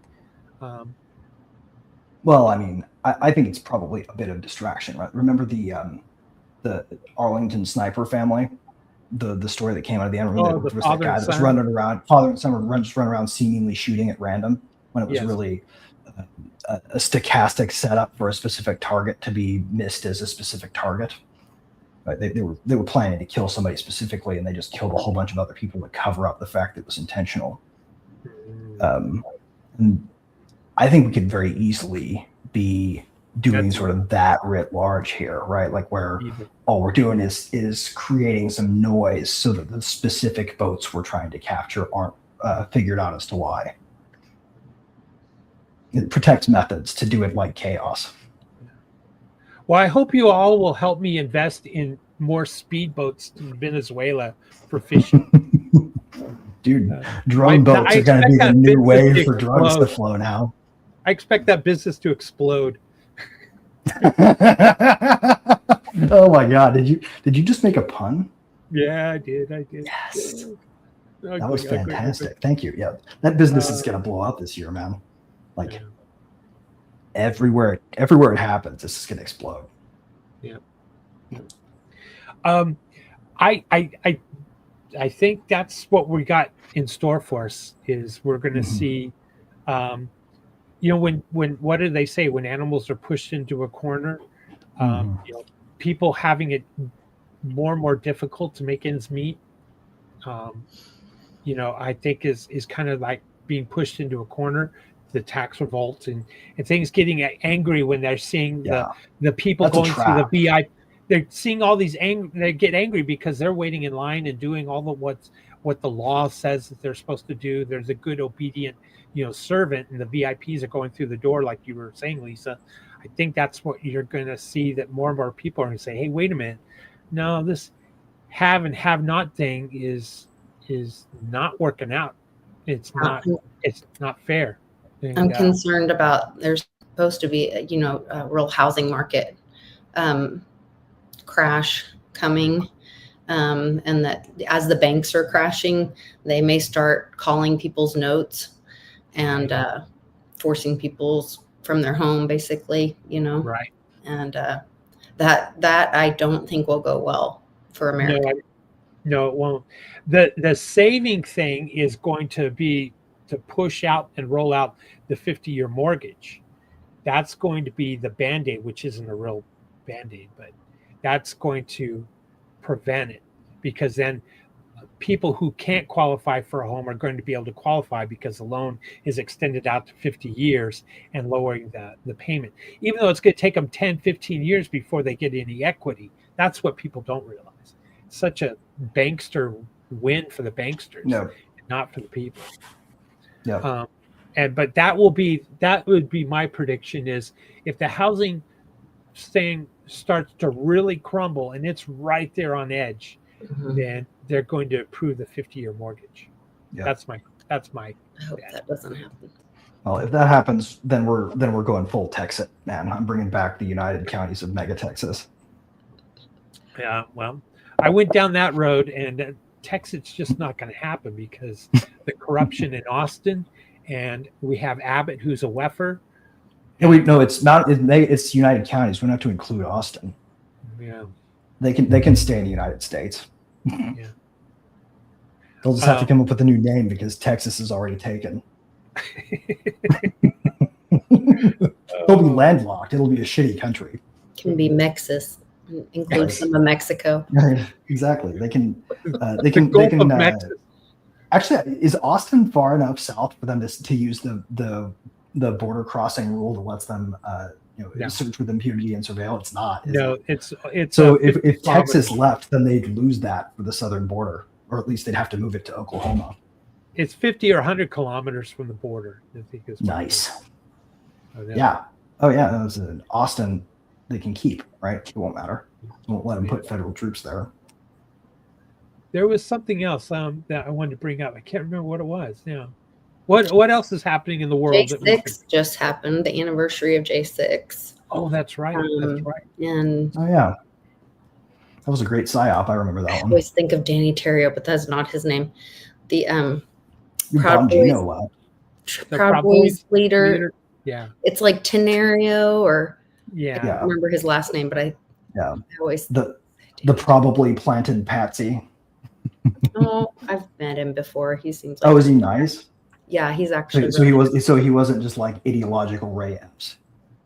I mean, he seems like a nice guy. I met him when I spoke at the South Dakota thing for 4th of July. Enrique I don't mean to cast aspersions if that's not true. I'm just worried about people doing psyops on me all the time. And they were all really nice. Many FBI agents are really nice too, though. Seriously. Well, I don't know if I just met him at an event. I've met a few. They tend to be nice people. Yeah.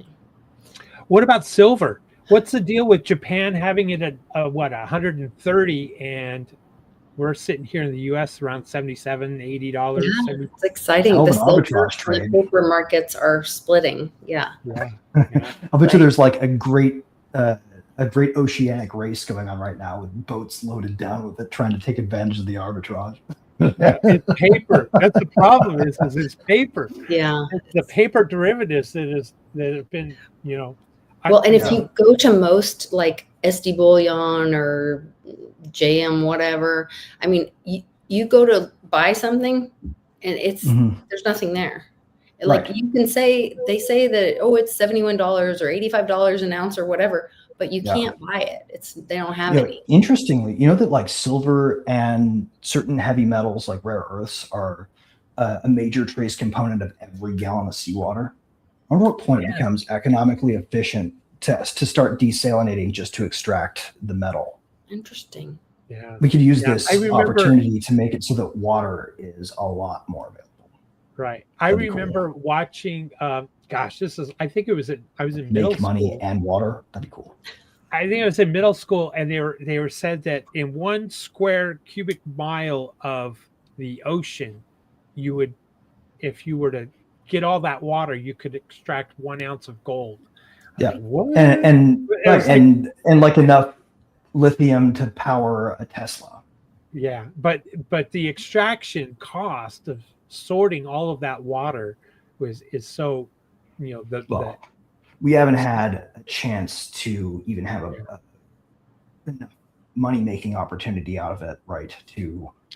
Because to start trying, because what we need is engineering cycles. Right. The By energy the time they get cost. to Gen 5 or Gen 6 on those extraction techniques, they will be cheap. Yeah. And that's where I think AI is going to plug into that picture. Yeah. I still also Yeah. believe in, post-labor economics, that we're marching that direction very quickly. By the way, anybody who's a secret investor watching this show wants to do that idea. I want to build desalinization plants badly. Call me. Well, now that you're closer to the Gulf of America, I can walk about 30 paces from where I'm standing, and there's an abundant supply of purifiable water right next door. And there's a vacant lot too, and probably no zoning where I live. Nice. So Interesting. Sweet. Give me a call. I'm telling you, we can set up an experiment. Yes. Anything else before we close the show for 2026? Anyone else got any ideas or predictions they'd like to make? Yeah. I have one. You guys go first. I was going to say, my prediction is, I got to be careful. Not financially. Good things I think are on the horizon for Din Social. How's that? I'll just say. That's good. nice. I'm going to say military in the streets in the U.S. Where they Highly probable. I Greg, think what do you got? this is the year that the adult comes back, that America takes back its soul as a country as opposed to a nation state. The part of us that came back with what we tried to do with Trump was like America trying to do its government. Now let's have America try to do America, because we take that zeal and that drive and that passion for what we could be, and we pour that into building things that we would build if we fancied ourselves to be equal to the people who built railroads and oil fields and things like that, because we are. Then this is where it begins. Our government is in the way. Exactly. Always. That's what To some degree or less, always. But what they can't do is stop Americans who believe in their agency and their adulthood and their ability to make a difference from doing it, right? Yeah. They just don't have the people to get in the way if we all start being what we're meant to be. So I think this is the year that we start learning to take agency for ourselves, and that we build our way out regardless of whether the morons we send over there are doing anything other than distracting themselves so they don't get in our way. That's my prediction. That sounds great. I think it's great. I agree with you on that one. Just get out of the way, corrupt government. Yeah. We ran the stupid thing, make America great again, like we're going to do through politics. We'll make America great again down the street this time, because that's really where you can do it. Free men don't ask for permission. Yeah. All right. Well, that wraps up the first show of the World Blockchain Roundtable for 2026. This has been episode number, what was it, 242? 200 and something. Yeah. Crazy. Yeah. Episode 242, 242 weeks. How many years that is. So I appreciate everybody watching, and like to hear everyone's thoughts afterwards, what your predictions are for 2026. So make sure you post it in the comments after the show. And let's find out where everyone can be found. Let's start with you, Greg. What's new in your world? Where can they find you? Okay, I go to anything that has people on it, handles, and I'm on it, right? Like, just add a slash to the end of the URL and type in Design Heretic, right? Like you see, actually, here, let me just change this. I put this up because I wanted to say something about this, but I want to make sure people can actually find it.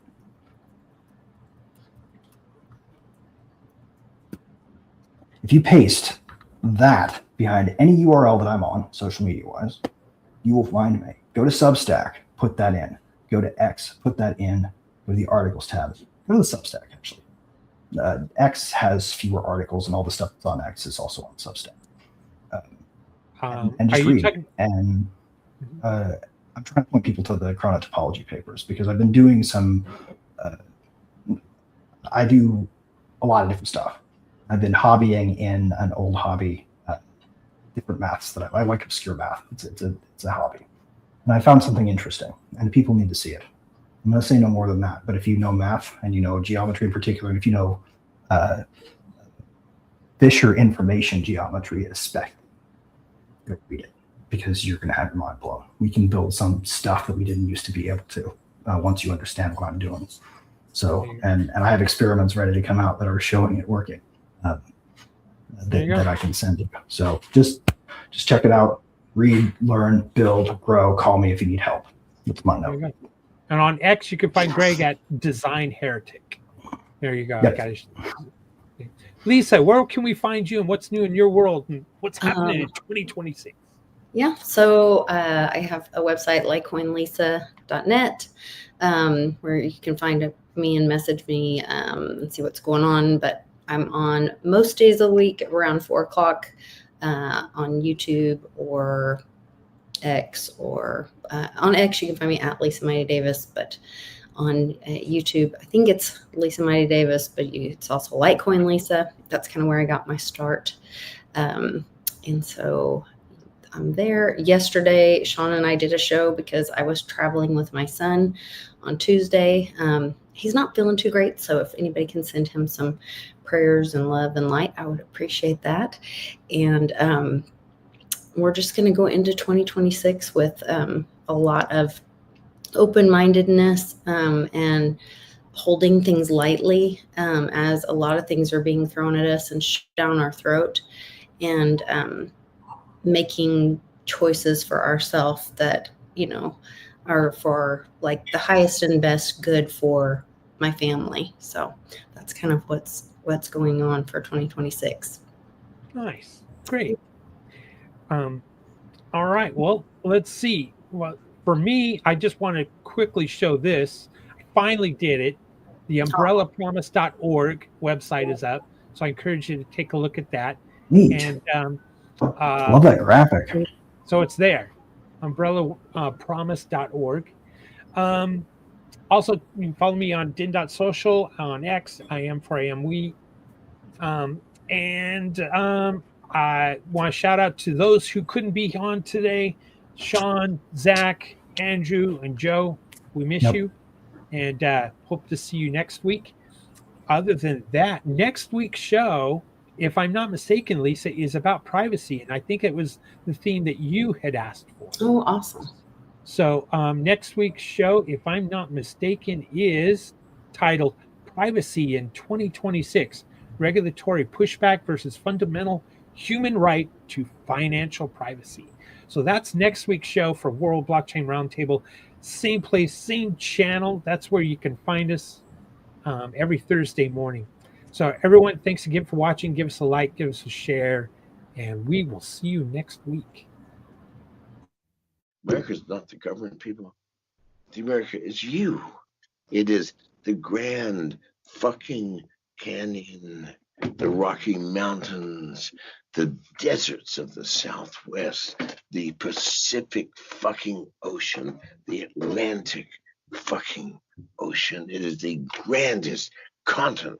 And what the fuck have you people done? You have turned yourself into sheep, every goddamn one of you.